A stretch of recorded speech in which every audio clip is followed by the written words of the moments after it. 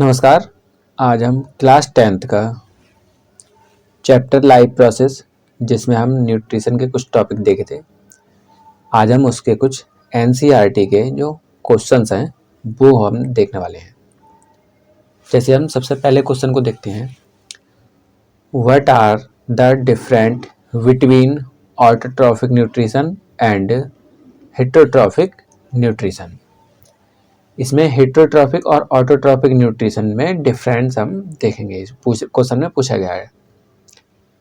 जैसे हम बात करें, in autotrophic nutrition an organisms synthesizes its own organic food from simple like carbon dioxide, water and minerals present in the surrounding by using sunlight energy। जो autotrophic nutritions हैं ये अपना food खुद से बना सकते हैं, ठीक है। इट्स ऑन, ये अपना फूड अपने सिंपल सब्सटेंस के द्वारा अपने आप ही बना लेते हैं, जिसमें कार्बन डाइऑक्साइड, वाटर, मिनरल्स और ये सनलाइट की प्रेजेंस में अपना फूड बना लेते हैं, ठीक है। अगर हम हेटरोट्रॉफ्स की बात करें तो in heterotrophic nutrition and organisms can not synthesise its own food, ये अपना फूड अपने आप से नहीं बना सकते हेटरोट्रॉफिक, ठीक है। It depend on other organisms for food, ये किसी दूसरे पर ही डिपेंड रहते हैं फूड के लिए, ठीक है। अपना फूड अपने आप से नहीं बना पाते। आगे बात करें हम, autotrophic nutrition take in place in green plants are carbon contain bacteria which can carry out photosynthesis.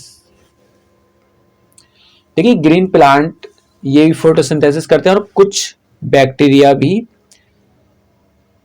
क्या करते हैं, फोटोसिंथेसिस की प्रोसेस के द्वारा अपना फूड स्वयं बना लेते हैं, ठीक है।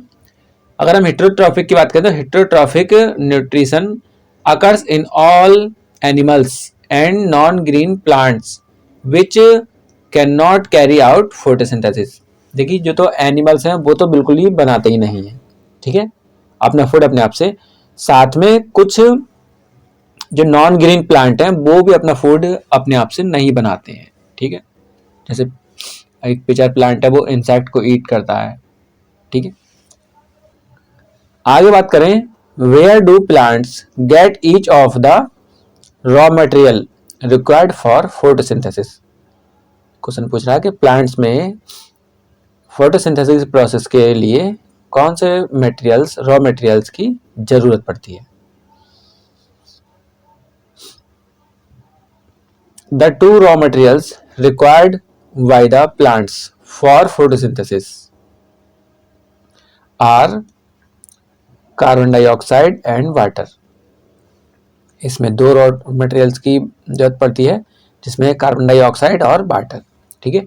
The plants get carbon dioxide gas from the air. जो कार्बन डाइऑक्साइड है वो कहाँ,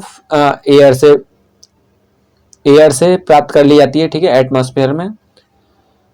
वहीं the plant get water from the soil, जो वाटर की रिक्वायर्ड होती है वो सॉइल से प्लांट एब्जॉर्ब कर लेते हैं, ठीक है। वहीं हम आगे बात करें, what is the role of the acid in our stomach. जो हमारे स्टोमक में एसिड है प्रेजेंट, वो क्या काम करता है।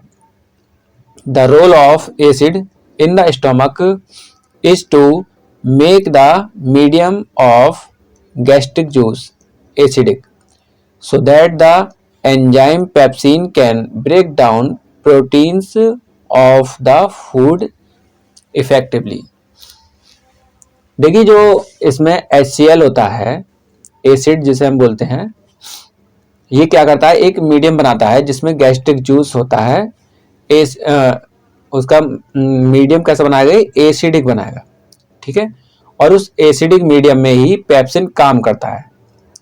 पेप्सिन क्या काम करता है, पेप्सिन प्रोटीन्स को ब्रेक डाउन करता है, ठीक है। जो फूड में प्रेजेंट होती है प्रोटीन, उसको ब्रेक डाउन करता है।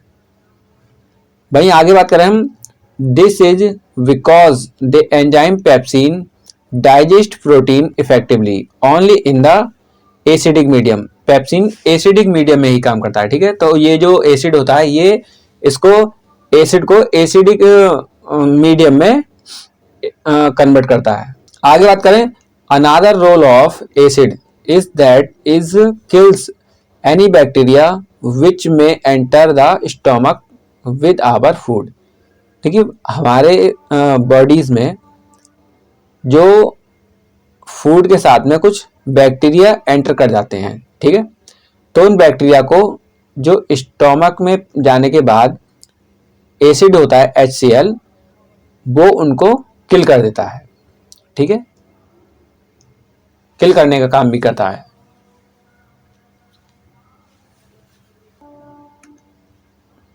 आगे बात करते हैं, what is the function of digestive enzymes. Digestive enzymes के क्या फंक्शन होते हैं, ठीक है। तो यहाँ बात करते हैं, digestive enzymes are the biological catalyst which break down the complex food molecules like carbohydrate, protein, fats into such as small particles which can be absorbed from the alimentary canal into the blood। देखिए जो digestive enzymes है इनका क्या काम होता है, तो इनका बायोलॉजिकल प्रोसेस में फूड को कैटलाइज्ड कराना होता है, ठीक है। इन फूड जो मॉलिक्यूल्स होते हैं, लार्ज मॉलिक्यूल्स, कॉम्प्लेक्स मॉलिक्यूल्स जो होते हैं, इनका ब्रेकडाउन कराना होता है इसका, चाहे वो कार्बोहाइड्रेट हो, प्रोटीन्स हो, फैट्स हो, ठीक है। इनको कॉम्प्लेक्स फूड से स्मॉल पार्टिकल्स में ब्रेक कराने का काम होता है, और ब्रेक कराने के बाद में क्या होता है, फिर ये एब्जॉर्ब कर ली जाती हैं, एब्जॉर्ब कर लिया जाता है एलिमेंट्री कैनाल में, और एलिमेंट्री कैनाल से ब्लड में ट्रांसफर कर दिया जाता है इसका फूड का। अगर हम अगले क्वेश्चन की बात करें, how is the small intestine design to absorb digested food. जो स्मॉल इंटेस्टाइन है वो कैसे डिजाइन की गई है फूड को एब्जॉर्ब, डाइजेस्टेड फूड को एब्जॉर्ब करने के लिए, ठीक है। देखिए the inner surface of small intestine, जो स्मॉल इंटेस्टाइन है उसकी इनर सरफेस कैसी होती है, तो इसमें has millions of tiny finger like projections called villi. इसकी जो अंदर की सरफेस है स्मॉल इंटेस्टाइन की, उसमें millions of टिनी fingers like projections present रहते हैं, जिन्हें हम बोलते हैं विलाई। देखिए जैसे ये एक स्मॉल इंटेस्टाइन है, तो इसमें बहुत सारे मिलियंस ऑफ फिंगर जैसे विलाई प्रेजेंट रहते हैं,